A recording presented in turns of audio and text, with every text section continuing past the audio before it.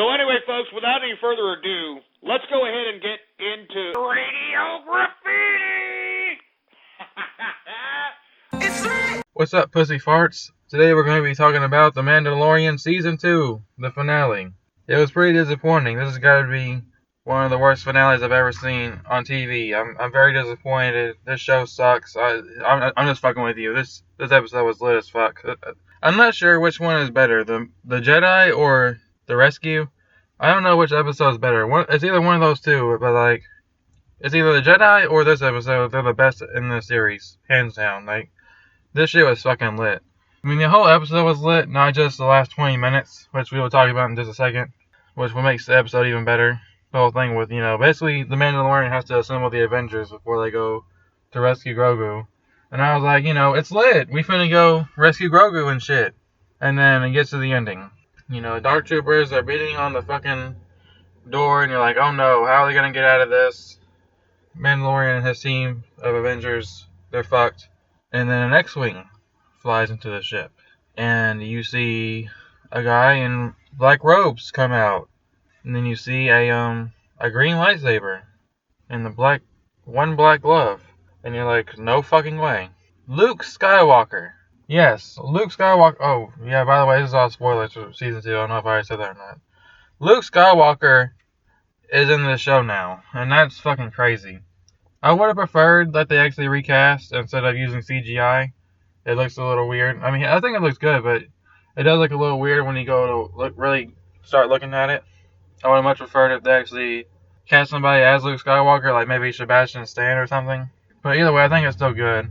I'm not going to be like, I talk like Star Wars fanboy and just complain all the time. So, I mean, look what happened this season with The Mandalorian.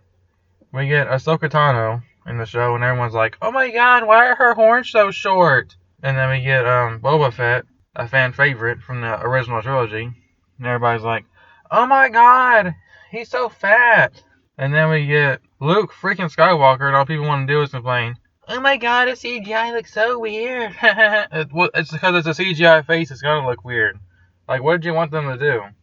I mean, sure, they could have cast somebody as an actor, but, well, this depends on where they're going with the show, though, because in Season 3, it's gonna be weird. Because, like, well, are they gonna have Luke Skywalker in Season 3 of The Mandalorian now? It's just gonna be weird. Because you can't put Luke Skywalker in your fucking The Mandalorian TV show. He's gonna be the main star of the show. If we put him in there, everyone's gonna want to see him. And that's gonna be expensive, having to do a CGI Luke Skywalker for every episode. That's gonna be very expensive. So it definitely raises a lot of questions for Season 3 of The Mandalorian. Like, how long is Grogu gonna train with Luke? How's that gonna go? Are we gonna see any of that next season? What is The Mandalorian gonna do now?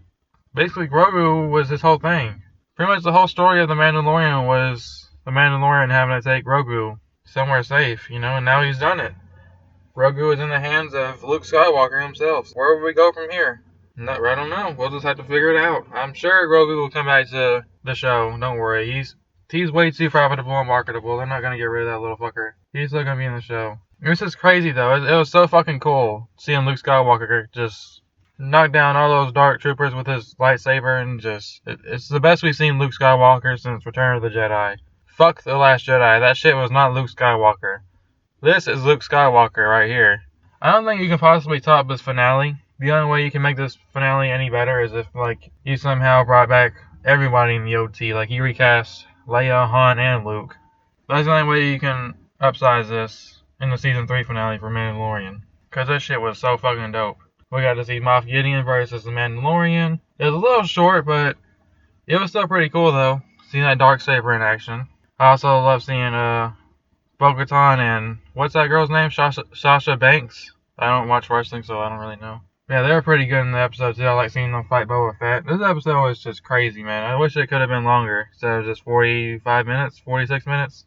But hey, whatever. What we got was just pure awesomeness. And, yeah, I was trying not to cry at the end when the Mandalorian had to give away Grogu. That was a very emotional moment. And you see, I think what makes this episode even better is that we had no idea. This is good speculating right here. Because you see, we knew a Jedi was going to come for Grogu since, like halfway through the season. So we've all been speculating, like, who's going to be the Jedi? Is it going to be Mace Windu? Is it going to be Obi-Wan? Is it going to be Luke? We don't know who's going to come answer Grogu's call. And sure enough, Luke Skywalker himself shows up. And it's so great that they did not put that on the internet. Because what's ruining movies and TV shows nowadays is they put news out there months, sometimes years before the product even comes out. So then we're just waiting for it like we expect it. We know it's coming. It's not even a surprise. But this was awesome because it was a surprise, you know? We didn't have articles like months before the season came out saying, Luke Skywalker will be appearing in The Mandalorian Season 2. You know, because that would have ruined it. That would have ruined all the speculation. We would have just been sitting the entire season like, okay, when's Luke's coming in? When is Luke Skywalker going to show up in the show?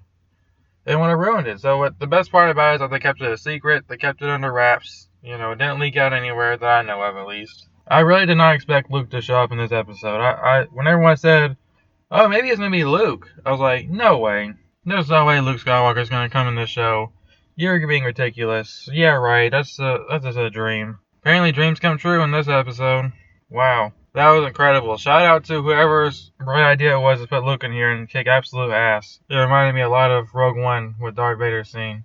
It was just so fucking cool. This show was pretty lit this season. A lot better. I mean, it's got to be an improvement from season 1. Like, they've upped everything. They got all these brand new, awesome Jedi characters and just all this cool shit going down. So yeah, this is a huge improvement from season 1. This season was pretty lit. There was a couple episodes that were a bit of a snore. Took a while to really pick up and get going, but overall, I think the Jedi and the Rescue were the best episodes in the series. And some of the best Star Wars episodes we'll probably ever get. Oh, and by the way, guys, please stop being toxic and saying, ooh, this show is better than the sequel trilogy.